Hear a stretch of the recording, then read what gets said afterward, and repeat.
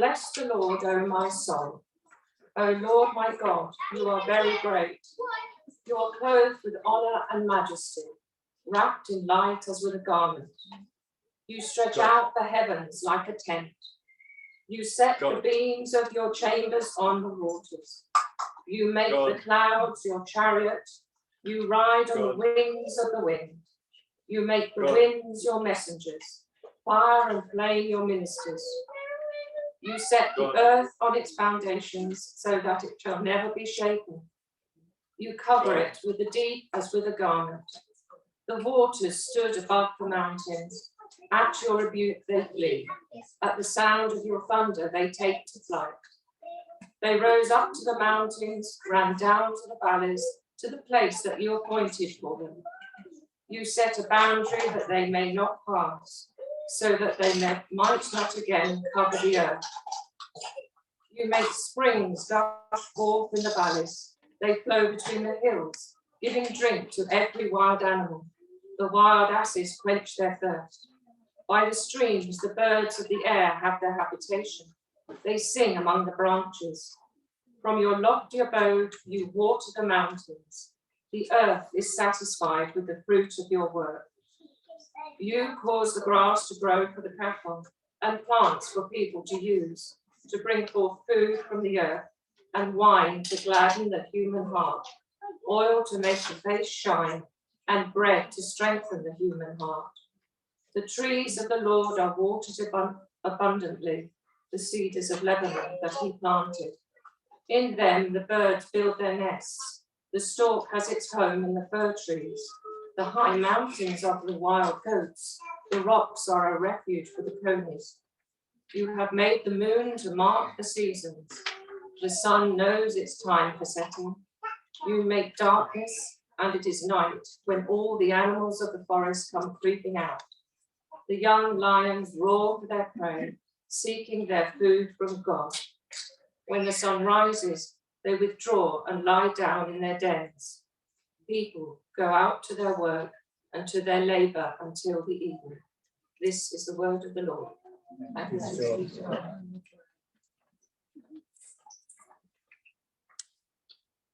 When the Pharisees heard that he had silenced the Sadducees, they gathered together, and one of them, the lawyer, asked him a question to test him. Teacher, which commandment in the law is the greatest? He said to him. You shall love the Lord your God with all your heart, and with all your soul, and with all your mind. This is the greatest and first commandment.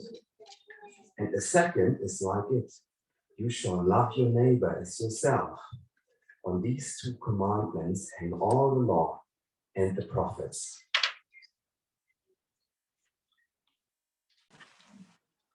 At harvest time, we make time to be thankful for all that God provides us with through the natural world. Where does our food come from? Where do you get your food? Lidl? Thought somebody might say out of the fridge. Some people would say Lidl, others would say Waitrose, others would compromise with Sainsbury's. And for many of us in the UK, it can be hard to link the food that we eat with the land around us. Something like the village show yesterday helped us to make that connection a little bit, I think. For people like Loyara that we were hearing about earlier, though, a farmer in Burkina Faso, the surrounding land is everything. The person who wrote Psalm 104 in our reading today also has an understanding of creation. Now, most people here, I think, probably haven't brought a Bible, but if you've got a smartphone, here's another chance to use one, or you're next to someone with a phone, go to BibleGateway.com and then type in the search bar Psalm 104. That's Psalm, P-S-A-L-M, 104. And some of the boys and girls might like to help parents do this. looks as though they're pretty preoccupied with making something crafty, which I'm looking forward to seeing later. So if you find Psalm 104, scrolling down, can anyone tell me the verse number that says where the birds nest? 17. 17 and 12. We've got two different answers there. They're both right. What did 17 say?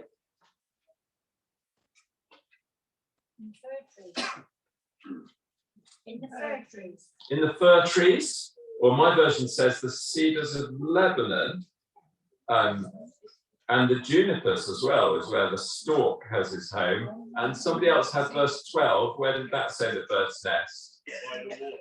By the waters. I don't know if that's sort of in the bank of the river, like the kingfishers nest in the bank, or if it's the trees that are by the river.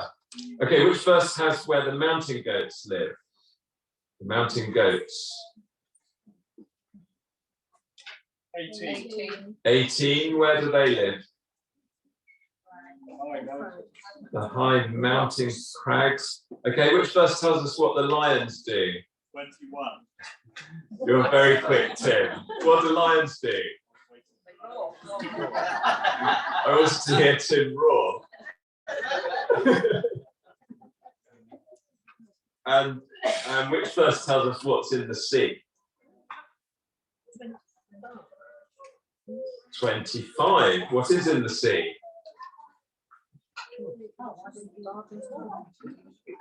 Teeming creatures, large and small things. Yeah. And verse 27 tells us that all of these creatures get their food from God. He gives us everything. He makes the rain fall and he makes the grass grow. And as a result of how his creation, nature, fits together, the writer's inspired to sing and worship the creator God. And in verse 31 of the psalm, we read that God also rejoices in his creation, in all things being as he meant them to be. The beauty and the variety of all he's made brings God joy. When he made it, the Bible tells us he saw that it was good. God thinks so much of his creation that he even became a part of it when he sent his son to earth in human form. During his time on earth, Jesus lived in and enjoyed the created world. Nature's designed by God to work in harmony. Land and water, earth and sky, humans and animals all have their part to play in the created order of things. And everything's held together by the creator God who is happy with the world he created. But we don't have to look very hard at the world today to see that this perfect balance that God created is out of kilter. It's sort of off balance. Too often the land isn't satisfied, but is parched or flooded. Grass is not always green like it is in this marquee, but sparse and dried out, and plants don't grow often in many parts of the world. And rather than taking care of the earth as God instructs human beings to do in Genesis 2:15, the way we live, work, and consume has pushed creation to the breaking point. Now, I've got something here that was made for the village show. It's a prize-winning thing. Look at this.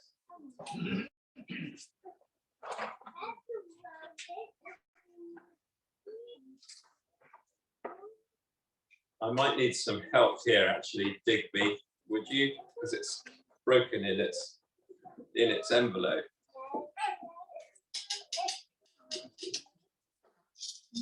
Can you remember how that goes?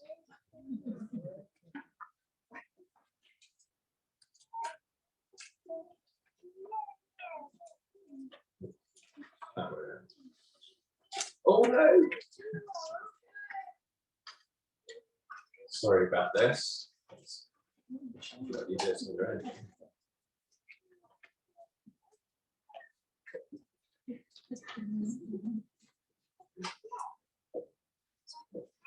There's great suspense. I don't know if anyone will recognise this from the show. Yeah, that goes on there, doesn't it?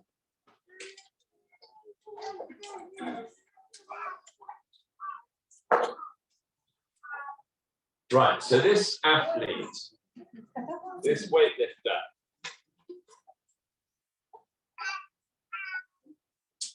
is out of balance on this table that's not very even. So I'm going to get him to stand on there. Now, if he gets tipped over like this,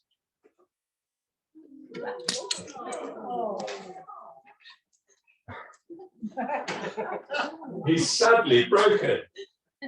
The drama of that's slightly spoiled by the fact that he got broken too early as well.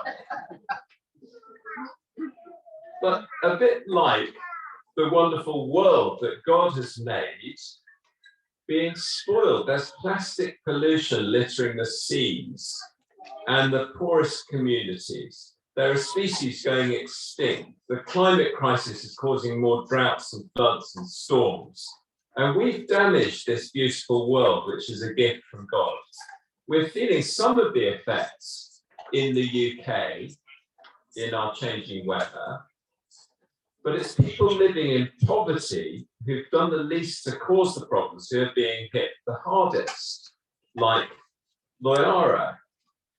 For years, drought has ravaged her land, which lies barren and empty. This is the effect of the climate crisis, which is already hitting people in poverty the hardest. It's led to more frequent and more severe disasters, such as prolonged drought.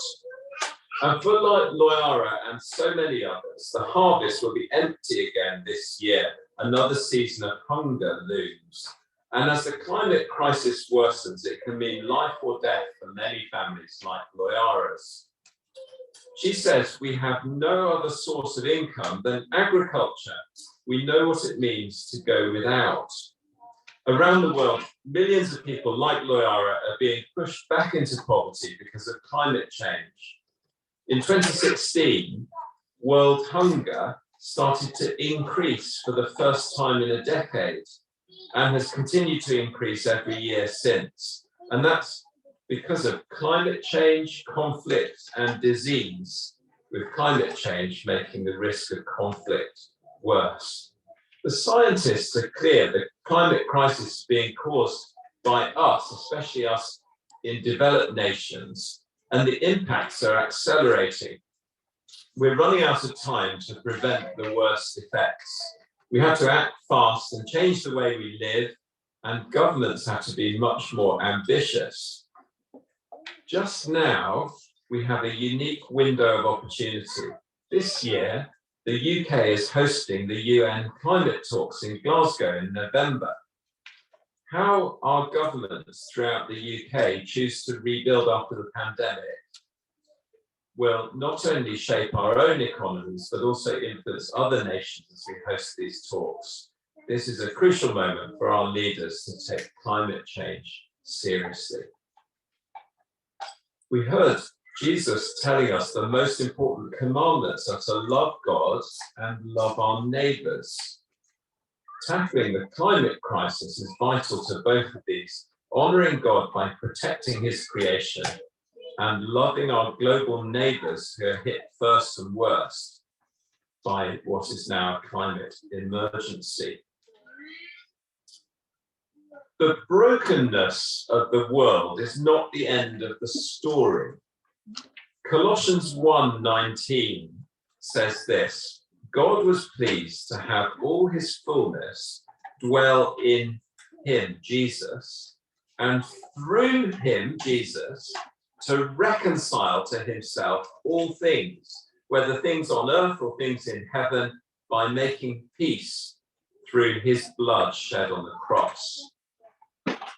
Reconciliation means mending. Now, I need someone to come and mend this broken model again. So can our expert come, and would anyone like to help Digby come and mend this model?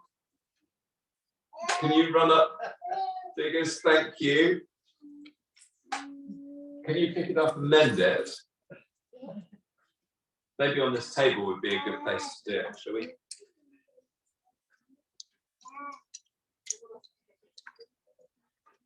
Do you need a photo of how it was before? How about on this table over here? And I'll get the photo out just in case it proves more difficult than you were thinking. There it is. So it's coming together, and yeah, if anyone else wants to help, do come and give Digby a hand. But he's doing very well on his own. Because of Jesus' death on the cross, all things can be made new. Everything sin has broken and corrupted is being restored and reconciled to God. We can be friends with God because Jesus died for us, even though we had turned away from God and broken our relationship with him. God will mend broken relationships between people, and he'll mend people. Well done, Digby, thank you. And God will mend the broken creation. And what's more, we're invited to be part of God's ministry of reconciliation and mending, inviting people to be reconciled to God through Jesus, and also inviting people, reconciling people to the creation we've been given to care for and seeing it restored. So that's a part of what God wants us to do. So how can we respond? Well, some of us now have already added our name to the Climate Coalition's declaration, which calls on our government to build a fairer, healthier recovery from the pandemic. There's more we can do. Just as Esther in the Old Testament speaks up against injustice, we're called to respond when we see injustice in our world. We might have responded through our actions and think about signing the declaration. We can also give, enabling tier fund partners that live and work alongside families like Loyara's to help the poorest people adapt to the changing climate around them. Now, could somebody count how many people there are in this tent? Let's see if we can get a good estimate of how many people there are, and call out a number when you've got an idea.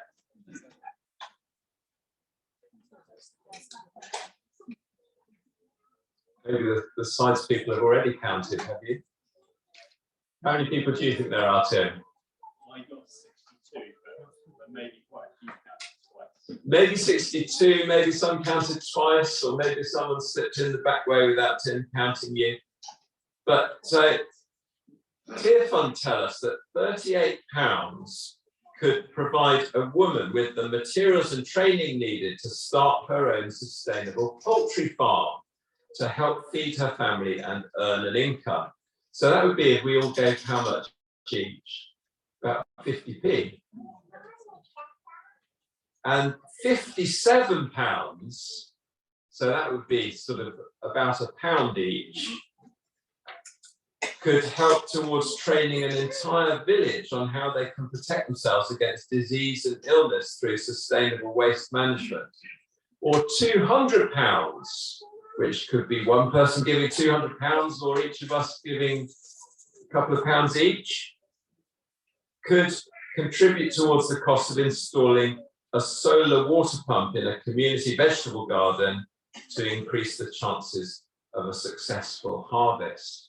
So the sun, even though it dries up the soil, can be really useful for pumping water out of a well to water the soil. We can be part of the solution, donating online at Tier Fund's website, tierfund.org/donate, Or there's a see-through box on the table by the door. So if we throw some money into that after the service, that will go to tier fund for these kind of things. Together, let's do all we can to come alongside our global neighbours and help share the load this harvest time. Now, let's pray again for needs.